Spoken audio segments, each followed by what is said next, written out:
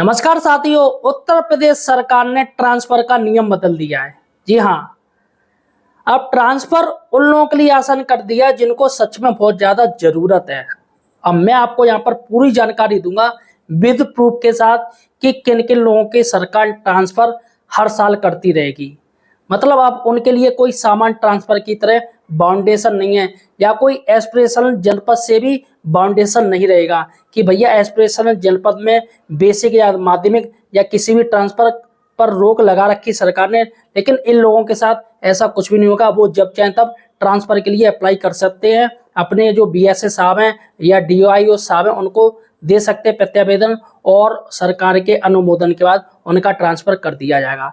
लेकिन ट्रांसफर सिर्फ एक बात पे नहीं होगा, उन पर कोई विभागीय कार्रवाई ना चल रही हो।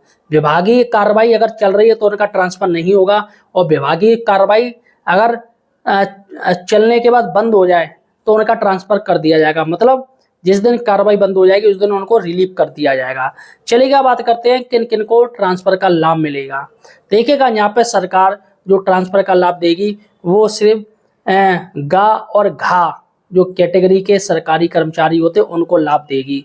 यानी कि अगर हम इंग्लिश में बात करें तो सी और डी ग्रुप के जो भी कर्मचारी हैं, गवर्नमेंट एम्प्लॉई हैं, उनको लाभ दिया जाएगा। ये चाहे बेसिक के टीचर हों, चाहे राजकीय टीचर हों, चाहे लेखपाल हो, चाहे कोई भी हो, 4200 ग्रेड पे हो, चाहे उससे कम के हो। मतलब आप अगर सी और डी कैटेगरी में आ रहे हैं तो आपको ट्रांसफर मिल जाएगा, सरकार दे देगी।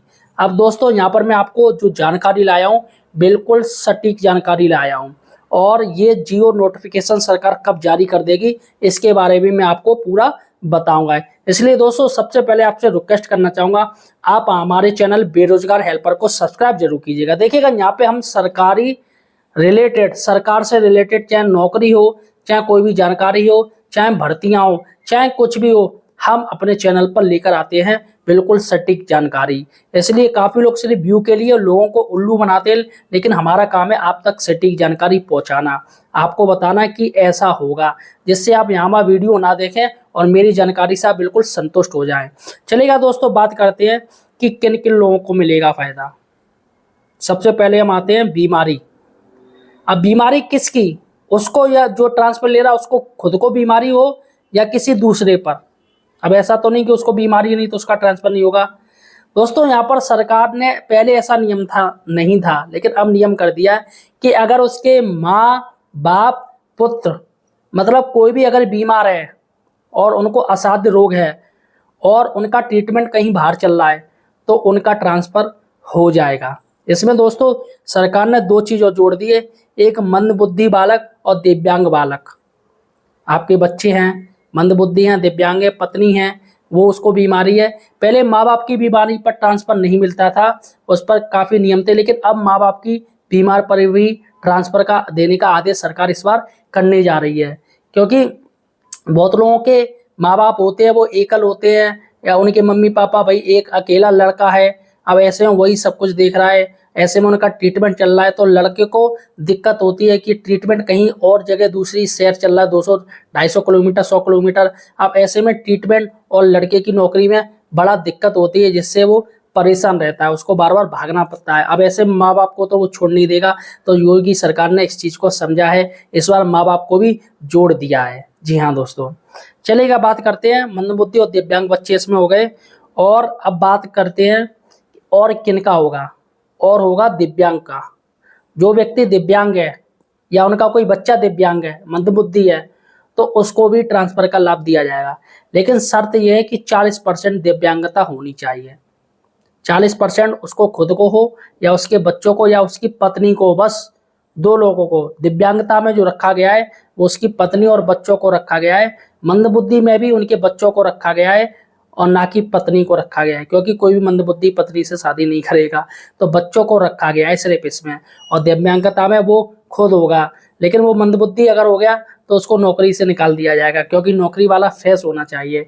तो ये नियम है मंदबुद्धि का, वो उनके बच्चों पर है, और दिव्यांगता का जो नियम है वो उस पर भी लागू होता है, उसकी पत्नी पर भी होता है और उसके बच्चों पर भी लागू होता है। उनका ट्रांसफर हो जाएगा, 40% दिव्यांगता होनी चाहिए। चलिएगा साथियों बात करते हैं कि इसका नोटिफिकेशन कब जारी होगा। सरकार जो आगे का जो ट्रांसफर लेगी, जैसे बेसिक शिक्षकों के अभी म्यूचुअल अंतर जनपदीय ये ट्रांसफर हो गए हैं। अब आने वाले जो ट्रांसफर होंगे, जनरल ट्रांसफर होंगे, उसमें ऐसा आदेश आ जाएगा।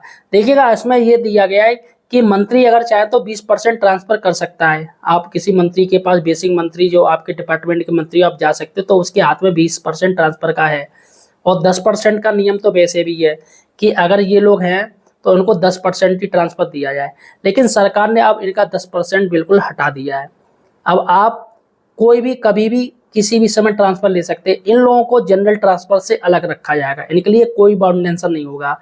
और खास बात है, ये जिस जिले में जाएंगे उस जिले में इनको मनचाहा ट्रांसफर, मनचाही जगह दे दी जाएगी। जैसे बेसिक शिक्षक होता है, अगर वो जिले में जाता है तो उसमें काउंसलिंग होती है, तो काउंसलिंग में पहले भैया महिलाओं को या किसी और को दे दिया जाता है, लेकिन ऐसा नहीं होगा, पहले इन लोगों को दिया जाएगा। भले ही वो बीमारी है, उसके माता पिता की बीमारी है, तो इस बेस पे काउंसलिंग में नंबर 1 इनका ही आएगा। इनको ही पहले जगह पूछी जाएगी, आप किस ब्लॉक में अपना जो भी ट्रांसफर करवाना चाहते हैं या जाना चाहते हैं, किस ब्लॉक में आप अपना नौकरी करना चाहते हैं, तो इनको ऐसी चॉइस दी जाएगी। ये सिर्फ बीमारी और दिव्यांग वालों को, और बाकी के जो जनरल है, चाहे महिला हो, उनको बाद में दी जाएगी वरीयता। चलिएगा बात करते हैं कि और इसमें क्या क्या है।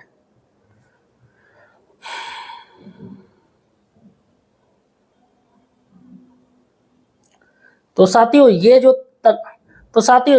जो था ट्रांसफर के बारे में, मैंने वो आपको बता दिया है। फिलहाल आपका क्या कहना है, आप किस जनपद हो? तो साथियों ये था ट्रांसफर का जो नियम, मैंने आपको बता दिया है। फिलहाल आप किस जनपद में हो और आप कहाँ ट्रांसफर चाहते हैं, और आप किस बेस पर ट्रांसफर करना चाहते हैं, मुझे कमेंट सेक्शन जो बताइएगा। और हमारे चैनल बेरोजगार हेल्पर को सब्सक्राइब जरूर कीजिएगा। धन्यवाद दोस्तों।